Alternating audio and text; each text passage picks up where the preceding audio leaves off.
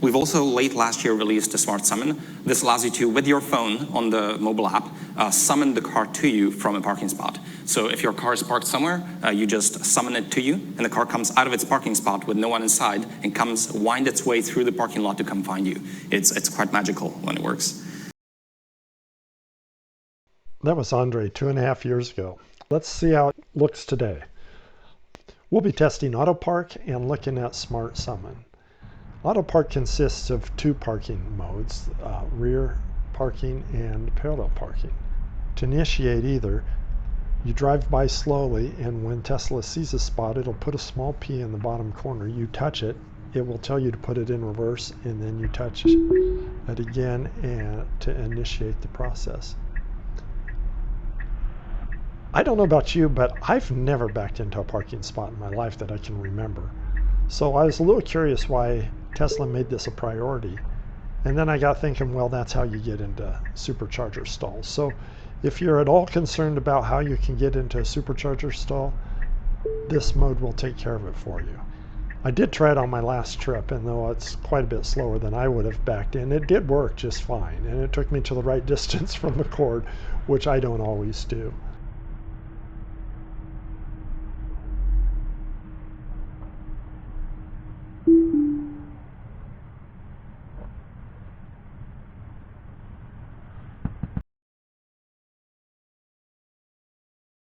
So let's take a peek at parallel parking. Back in worked just fine. And watch the screen. You should see the P appear when it sees a spot that's available. There was one there, but we elected not to do it. And there you go. I press the P, put it in reverse, and I touch the button to initiate the process. And she slides right in there.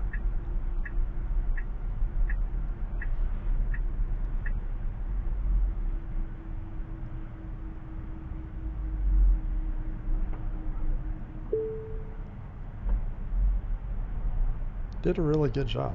Distances were good. Distance from the curb was good. No, it definitely did a better job than I did.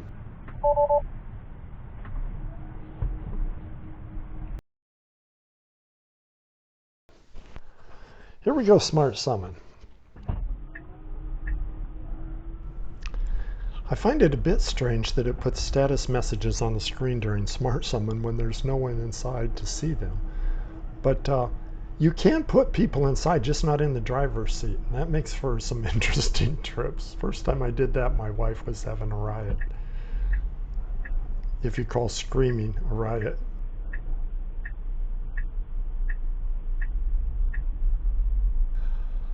I told my kids to walk out in front and see if Tesla would stop it, but not to put themselves into any danger, obviously.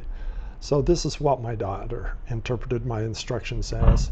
As you'll see in round 2, my son interpreted the instructions very differently. But I was pleased to see that she walked across and it stopped.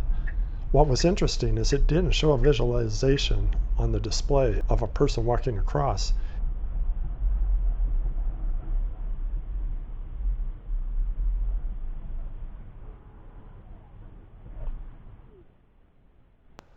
Here we go, round 2. I brought it in from a different direction in case you're coming in from a supercharger that comes in this way. And gave it a try.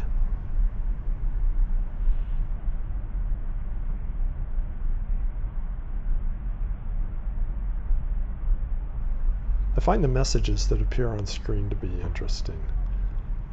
Not so much during the parking, but during the summon.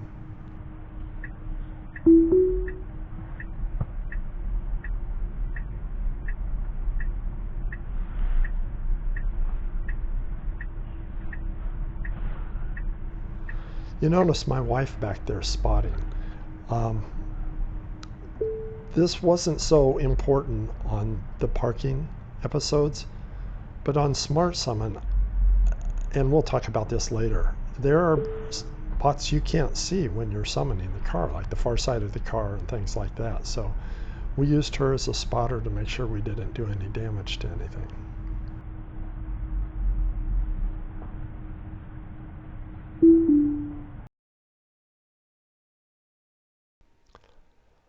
Here's parallel parking. We had brought the cars closer together this time. And if you notice, it won't even look at this first spot because it's too close. But it did pick up the second slot. It's about 1.5 to 2 feet shorter than it was last time. And not to be a spoiler, but it does it just fine. If I were ever in a need of parallel parking, I would definitely let it do it instead of myself, because it does a far better job than I do.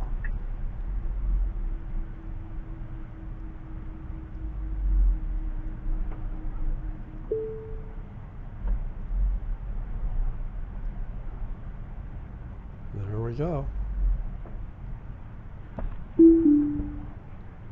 Once again, good distances from curb, front and back. Okay, here we go. We're setting it up in the app.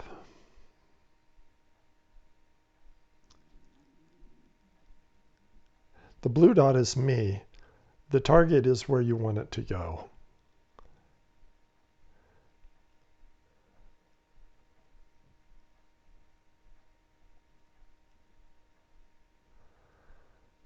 Now remember, my son interpreted don't do anything dangerous while you try and get the car to block you in a different way than my daughter did. You'll also notice that when in summon, I have it set to the option, and I think everybody should, that you have to hold the button down continuously. Now, I tell myself that he stopped only when because he saw that the Tesla was slowing down. I'd hate to think that he stopped and trusted Smart Summon not to hit him. But it did good.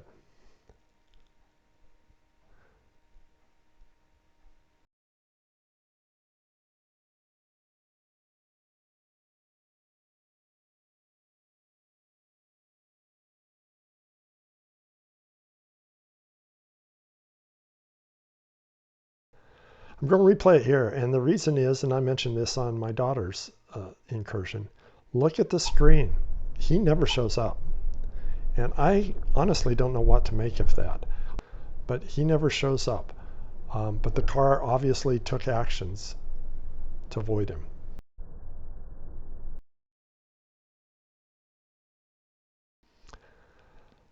Something that's incredibly important about this, I think, is that you have to have a kill switch, an automatic fail-safe mechanism in case it loses signal or any number of reasons. So the first two tests here are just me releasing the button on the app, and sure enough, the car stops like it's supposed to.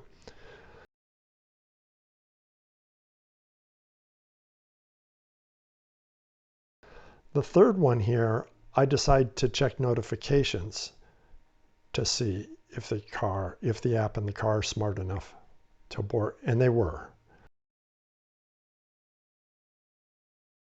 And then the very last one here, I hit the power button, and again it stopped. Not an exhaustive test, but it does look like they have a fairly decent fail-safe mechanism built in.